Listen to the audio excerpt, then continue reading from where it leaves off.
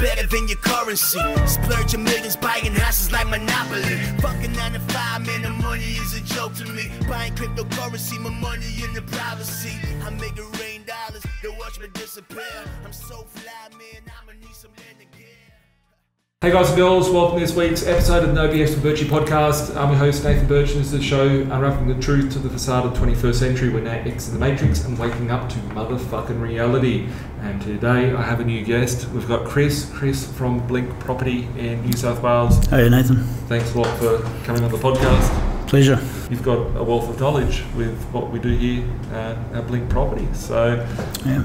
I guess if you want to give the audience just a bit of a background on what you do and your role in the business and your background, and yeah, we'll go from there. Sure. Property management's been a big part of my life for the last 18 years. 18 years. Started my own portfolio in New Zealand, got up to 18 properties whilst working full-time. Okay. Had them with property managers and it didn't work out. Yeah. I didn't like what they did for my portfolio, so I decided to self-manage. Okay. It was difficult to do, but I did it effectively. And then all my friend investors asked me to look after their properties as well. So Yeah. that grew out to about 45 properties. So that was my job. Yeah. So I chucked in my paid job Yeah. and did this role. So Okay. I rationalised my portfolio out, went and worked as a general manager for a property management company in Nelson. Okay. And then I made the move over here. Yeah. Cool. I now work for Blink New South Wales, head that up. Yeah. We've got a team of 3 here, myself and 2 property assistants. Yeah. And we look after a good hunk of Yeah. Blink New South Wales properties. So Yeah. Awesome. it's good. And I guess when I first started the business, I started in New South Wales, going back, it was 11 years ago, almost 11 years ago now. And when I first started it, much like yourself with your own portfolio, I was like, I wasn't happy with what real estate agents were doing. I'd seen good real estate agents and I'd seen bad real estate agents, and the good ones, I wish I could sort of multiply that. And, Exactly. That's why I started. I hired my favourite property managers and, grew it from there, and here we are. We've got a much bigger business. We're going national and trying to get into every neighbourhood. We're in all different parts of New South Wales. We're up in the Hunter Valley, we're in Sydney, we're at Central Coast, Newcastle, Port Macquarie, Wollongong, all the way down the coast. So we have a large sort of footprint as what we do. And over the years, when I first started this business, I had a face full of pimples, and now I've got a head full of grey hair. And I look at it and I've seen, even just as the business has grown and evolved, it's not the same business that we started 11 years ago. We've had to grow and change and move. And I've seen good staff, bad staff, and staff that aren't good, they go off to work for other real estate offices, and that's what we're up against is who's managing whose property. So very blessed with the team we've got. We've got no staff turnover. Like we've got a very solid team that's very good at managing and getting the results. And I've seen really good results coming in from our investors, as far as cash flow in their portfolios and rent reviews. So I might ask you some questions on that in a second. Sure. But my last little question, I just ask it to everyone that comes on the show, is what does a no BS sort of life mean to you? We live in a world where there's, we're being fed fake food and fake information and fake schooling and fake people are obeying governments like they're God and all that sort of stuff. Like, what does an OBS life mean to you? I guess it's, for me, it means reading between the lines. This is what you're told you can and can't do to extract ABC from whatever source. So you read between the lines. What can I get away with not doing? What can I do more of or less of? And live the work-life balance that you want to live. Yeah. You can't get tied down with being on call 24/7, which property management generally does have that appeal to people. It takes a special person to be a property manager. It does. You've always got to be on call basically, and check your phone in the weekends and things. But I try to get to that point where I live my own lifestyle with the parameters that I can for my job. Topic of discussion today is how do we maximise the cash flow for an investor, and that's sort of what we do at Blink. Is we want to make sure that our investors are getting the highest rent as possible, they've got the lowest amount of expenses as possible, and we want to, we're working for the owner to get them to retirement, and it's a very crucial part. I think it's very undervalued.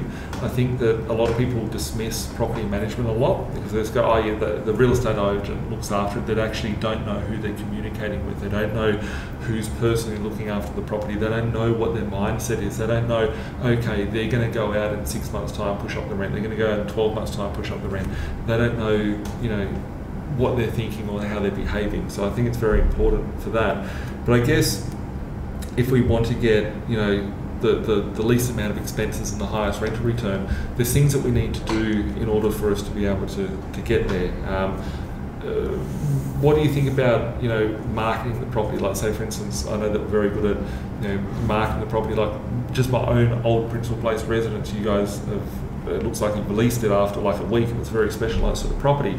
But how do you market? How do you get the tenant? How do you get the tenant so quick? Because people's properties sit on the market sometimes for 3 months, 6 weeks, all that. Sometimes people watch these things and might be scared of buying a property, not realising that, okay, we can actually get them rented in a week, 2 weeks, 3 weeks, those sorts of things. So what can we do to market the property and to minimise some of those vacancies? Yeah, sure. So when we're looking at picking up an investment property, one of our clients that come through to us as a recommendation, we will do our due diligence on it first up. We look at the property, we will try and identify the building and pest report that's been sourced, see what condition it's in, what needs to be done to it. Okay, we can then formulate a plan that once it settles, we can get access to it. We'll get professional photos taken. If we don't get professional photos taken, we can use existing marketing photos. And if nothing's changed, that's all good. We then look at the building and pest and affect anything that we believe needs to be sorted before we can tenant it. We utilise REA, which is the Real Estate Association website, a lot.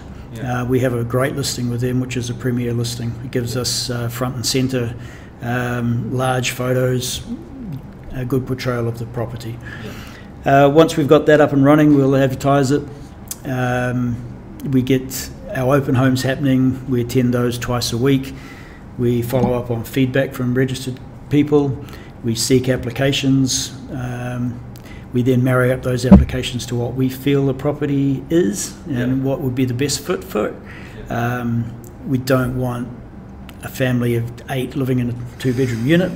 Conversely, when we get one person applying for a 4-bedroom house, you got to think, it's probably great, but is that going to be a long-term thing? So it's actually identifying the right fit for the property, and we do that well. We've got good staff that do that well. We're very happy with that.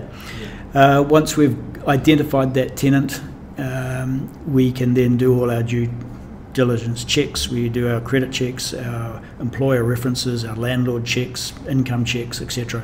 If they marry up to what we want them to be, we run that past the owner and say, hey, look, we've got this great application for you. They can move in 1 or 2 days, and a lot of them are like that at the moment. This is what you'll get back on it. This is the term of it.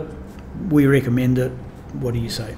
If that comes back with an approval, we're basically looking at their startup date, and we work with them to get their holding deposits, their bond paid, ingoing report done, and signing a lease and getting them in there. Okay, cool. It's a very good, efficient process, and I guess our days on the market average here would be about 18 at the moment. Okay. So from date of advertising, just over. That's the date the tenant moves in, so like a week of showing, 2 weeks of showing, get a tenant, do the ingoing. Correct. Cool. So if you've got a tenanted property and the tenant is vacating, you do need to expect to have it vacant for up to 3 weeks. So your cash flow's your mortgage has got to be able to be covered for that period of time. And of course, you've got to look at your changeover costs as well. So you've got a letting fee and you've got an advertising fee, those sorts of things that, again, aren't charged until it's let, but that will be a drain on your cash flow. Cool. Yeah. And and I think that's what a lot of people don't sort of anticipate for. You know, like they might sit there and be like, oh, it's been vacant for 2 weeks. It's like, well, it's a very common thing for it to, like, if your property's vacant every 6 months and you've got an issue, right? There's a vacant once every 2 years, and sometimes an owner might go in there and give it a paint, or in between. You know, I've got the house that we're talking about at the moment. Today I've got a tradie in there jacking up the floor and cracking it up so it's nice and solid. They've got to put, I ripped out the shower because we had a leak somewhere, and I got to redo the shower, retile the shower so it's all ready, don't have any complaints. But in that same period, it's only been 1 week on the market, and I think that Andrea said that there's a tenant that's lined up that wants to move maybe in the next week, like I think Monday or something. It's only really 10 days since we've had it live. It's a quality application. I think it'll be a good one. Yeah. So, and that's 10 days. That's an out there sort of property. It's not like it's an old, very old house. It's not the nicest house, but it's on 10 acres, and you know, people want it for lifestyle, horse and stuff like that. So it's not like you've got 100 people turning up to an open home, you know, for that same sort of unit or whatever. It's a sort of different type of property. Yeah, it's identifying the right person for the property. Yeah, basically, isn't it? Yeah. Cool. And what do you do to maximise the rental on sign up? You know, like we're in a world now where, you know, rents are moving quite quickly. We want to seek the highest sort of cash flow for our investors. What sort of things can you implement, or should people viewing this expect from their property manager to be implementing in order to get the highest sort of... Okay, so when we get a notice to vacate from a tenant, we will advise the owner, of course, let them know that, hey, these guys are going to be moving out. You haven't had your walls painted for X number of years. The carpet is new, say, so you don't have to worry about that. Some of the requirements for compliance you'll have to look at now. Better to look at it now before the due date while it's vacant. Get some work done to it now, and then we don't have to worry about it with the new tenant. You got a happy tenant, they'll stay. If they've got lots of things that need working on, when they move in, they will complain generally. Okay, and think that they don't want to be there, and they'll move on. So we work with the owner to try and get a budget sorted for some sort of refurbishment program. Now, bearing in mind, if you've got landlord policy, your tenant's been good for 2 years, then they start to go a bit rogue and they maybe damage the carpets or damage the paint or damage the walls, you're automatically on a depreciating scale for what the insurance company will pay out. So if your walls haven't been painted for 10 years, the ruling on insurance companies now is that the lifestyle of lifespan of a paint job is 8 years. So anything that is done to a property after that, the tenant is not liable for. Okay, because it needs to be repainted. Conversely, with the carpets, I think it's a 10-year on the carpets at the moment. So if they scorch something, they do their ironing on the ground and they scorch those carpets, and the carpets are 10 years old, you've got no comeback. You can't get any contribution from it. So. Read the fine print in the insurance policy that you take out. And hence that makes your property more valuable to lease out if you continue with your maintenance. Okay, it's our job is to try and get you the best return on your property. Your job is to make sure that property is presented in its best image to get that return. Okay. Cool, awesome. So I guess that just comes down to maintaining it. Like, we don't want to take on slumlords that have got, like, you know, we've all seen the sheds on the internet, you know, like the news website, they're renting out a garden shed with a mattress in it and a little light hanging up and a $450 a week. Thanks very much for coming. It's we don't want to be looking after those sort of properties because it attracts a certain type of tenant as well. Because if you've got a bad property, you get a bad tenant, you can't commend things. So. You know, a lot of the areas in New South Wales, we're not overrepresented in, but when we are in them, we know that the tenant base is of a lower socioeconomic group, and that attracts lower socioeconomic groups. So by having a better quality of apartment, you're going to get the better of the tenants coming through it. I've seen them over the years, you know, like properties, just as we buy them, like you see that, like I was chatting to Carolyn beforehand from Queensland, and a lot of the stuff that we get there, like without having to do any work to the property, like we put the rent up by $50, we put it up to $80, right? But it's just seeing that how badly the property has been managed from the previous agent that we're buying off, just local real estate officers. And just without having to do work on those ones we can put up. But some of them we see, and it's like the kitchen has no fucking doors, right? How are you going to rent the property with no doors, right? And the tenants, you know, missing teeth and all those sort of things, and nothing like that. But it's like it's the type of, it's the attractive of the tenant that you're talking about, and it's like they're rocking up and paying $200 a week when they feel like it, where the property should be able to get $320 a week, and you know, it's obviously $6,000 a year, $120 a week. So I guess bringing up your property to that standard, and in a market like now, like it is a tight rental market. Like going back 3 years ago, 4 years ago, there was just a sea of properties. Like a property, I personally went out and did the open homes 3 years ago, 4 years ago, just to see. Like I was doing them every week, right? And there was no one turning up, right? And that was a different sort of market. That was actually just before Corona had occurred. Right. Yes. It was a very soft market. So in that market, it doesn't matter what you do to the property. Like there's a lack of tenants out there.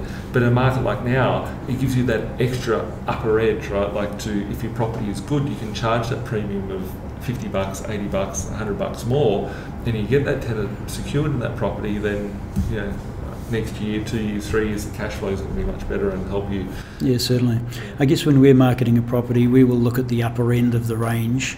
Recommend to the owner that they go to that upper end. Yeah. We'll look at it for a 10-day period and see what feedback you get on it, what sort of registrations of interest on it, and then we assess it again. If we think it needs to be, you know, we might have overstepped the market originally, we might have to come back $10. Yeah. But they're getting maybe another 40 above what they were getting prior. Yeah. So we do try and push the boat out to get that nice return. I think yesterday we had one that was a $300 a week. The owner wanted to advertise it at $325. She'd done her research on the internet, and we ended up saying, well, we think it's $340, and we got $340 for it straight up. So, you know, we know the business. Yeah. People can look at realestate.co.nz and think .com.au. Sorry, that's my Kiwi bit coming out. That they are experts in the field because they can look at the internet. Yeah. They don't know the trends. They don't know what's been leased previously. And honestly, a lot of the investors that we pick up have never actually been inside their units. Yeah. So they're reliant on us to give them inspection reports and tell them what is happening with their unit. And that's it. Like, if you treat it like a business, I've always thought, as a property investor, I need to treat my portfolio like a business. I need to treat my investing like a business, have processes and procedures.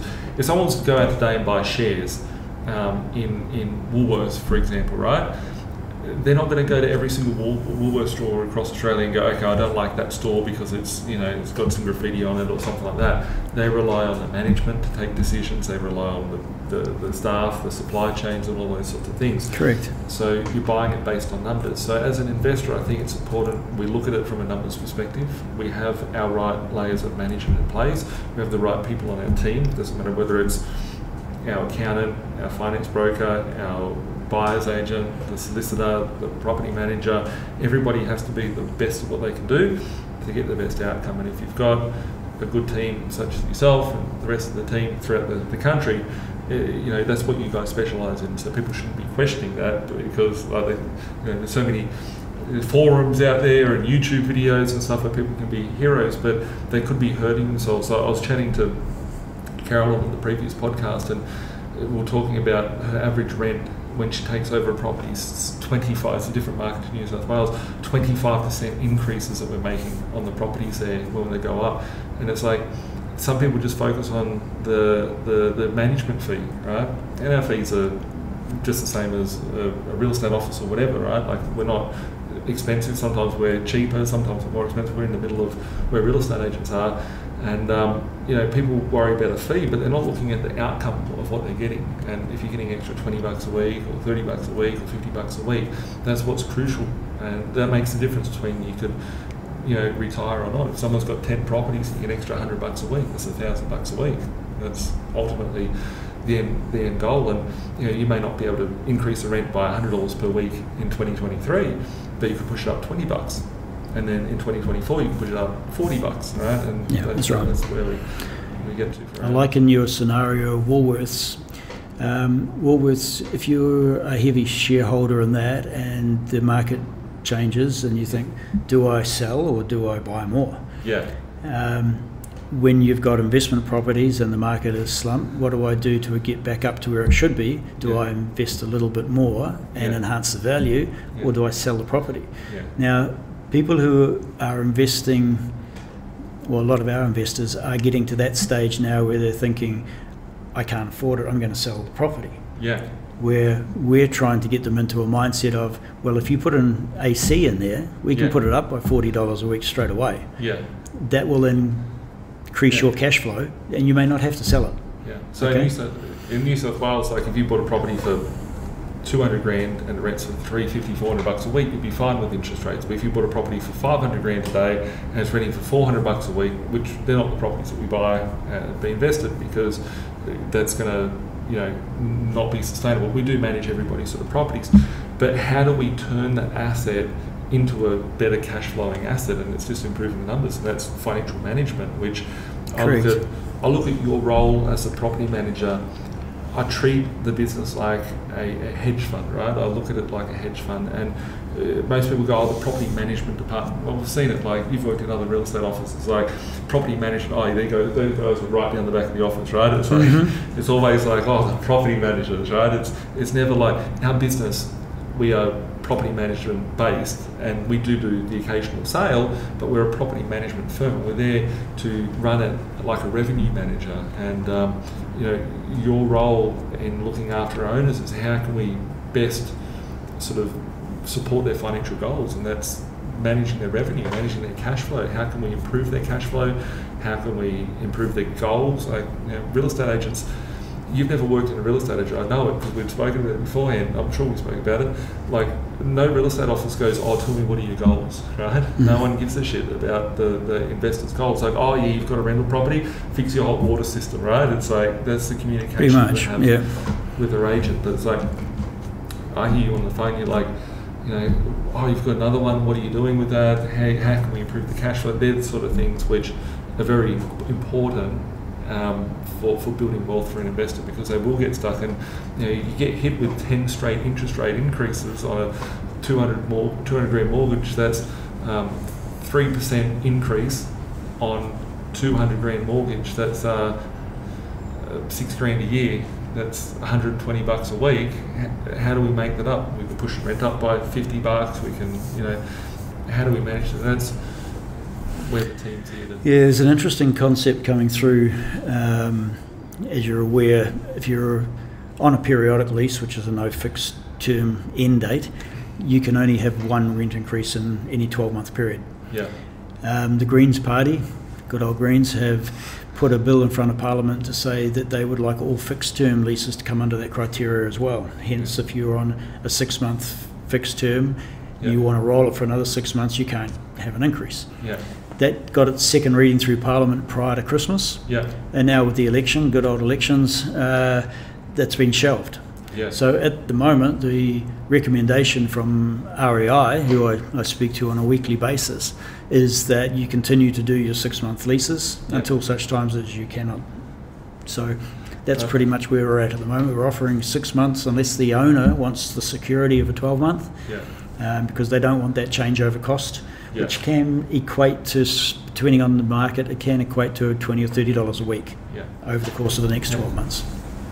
My view is to, like for me, I always want them on a 6-month lease, because I know that, like, if you're in a market where there's no tenants and stuff like that, that's not where we are. Like, we've got an abundance of tenants. Leave it on a 6-month lease, because I want to be able to push that rent up. And if the reality of it is that if a tenant moves into their property today, right, let's just say on the 1st of January, right, today, and the tenant moves in today, then, and they're on a 6-month lease, then their 6-month lease would end at the 1st of July, right? Correct. But then to put the rent up, you wouldn't put the rent up on the 1st of July, because then you have to give the 60 days notice. You'd have to give 60 days notice before that. So if you could, technically, you put a tenant in the 1st of January, by the end of April, you could be putting out the notice for the rent to go up again. If a tenant's been into a property for 4 months, right? They've just moved, they've paid the removalists, all these sorts of things. You push the rent up by $100, they're probably going to be like, fuck, like this is a lot of money, like I can't afford it. But you push the rent up by $20 per week or $30 per week, they'll be like, oh shit, I'm annoyed. But the chance of them moving or leaving the property after 4 months, they'll probably just accept it. And you know, that's where the opportunity comes in. I think that those conversations that we have and we're prepared to have with tenants and whatnot, other agents aren't prepared to, or they're just shy away from the idea because they're like, they don't want to be confronted with, oh yeah, you put my rent up after 3 months, 4 months, whatever. Yeah, exactly. But, yeah. And we will give them a rental increase notice when we start negotiating the lease. Yeah. So if they procrastinate, stall, won't make a decision, that rental increase letter is already in force. So whether they sign the lease or not. Whether they sign the lease or not. Yeah. Yeah. So we can either get them out with 30 days notice if we're really not happy with the way the negotiations have gone and they can't commit to a lease. Yeah. But again, you're looking at turnover costs. Yeah. There's nothing wrong with a periodic lease. Yeah. You've got no lease renewal fees which are charged to the owner. Yeah. So you've just got a 90-day no cause notice to get them out. Yeah. That's all. Cool. Yeah. I don't mind periodics. Yeah. And conversely, in Queensland, we don't have the issue with insurance. Yeah. They will accept a signed lease agreement, even if the fixed end date has expired. And a lot of people ask, you know, a lot of people think when they make the decision to come over to Blink that they've got to wait until the lease is up. No. If someone wanted to come to Blink today and bring their property to us, how easy is it and what is the process? Okay, so in any management agreement that you would have signed with your property manager, there'll be a termination clause in there. And the termination clause will either be a 30 or a 60-day notice period. So you write to them and say, look, we'd really like to move the management from you to Blink Property. Understand, because you'll have a copy of your agreement, understand there's a 30-day notice period. Can you please make all the files available on the date? And that they then negotiate with us to give us a property file. We talk to the tenant, we change the bank account details over, and we're away. So basically, all that the investor would need to do is say, yep, I want you guys to look after the property, I want to get extra rent, all that sort of stuff. Can you please take care of it? We would send them a document, they would sign it. Nowadays we use DocuSign. I notice every day I'll sign off on those things of like, hey, we're taking someone's file and we're looking after their property, so we push the button as DocuSign to sign it. All you have to do is just sign the file and then give them send them one. The only rider on that though is that if it's a periodic, we cannot do that rent increase straight away. If they've had one in the last 12 months. If it's a fixed term that we're picking up, yes, then we go through our fixed term criteria and can do that. But that wouldn't be the lease. So like a lot of people think you'd have to be out of their lease before they can take the property over. No, we can still take it on. Yeah. So and it is very easy to when the tenant has put notice in to vacate, because then there's no notice period. So that negates that. So we can pick that up straight away. So at any time that someone has a property, if they want to make the shift to Blink, all they have to do is just push a few buttons, get a DocuSign, bring the property it's too over. Easy. Yeah. Cool. It's very, very easy. Cool. And if someone wants to, get in contact with the team, what is the best way of getting in contact? For any property inquiries that you may have that you want to bring to Blink, we have a BDM New South Wales at blinkproperty.com.au email address. So BDM NSW at blinkproperty.com.au. Yeah, it's very simple.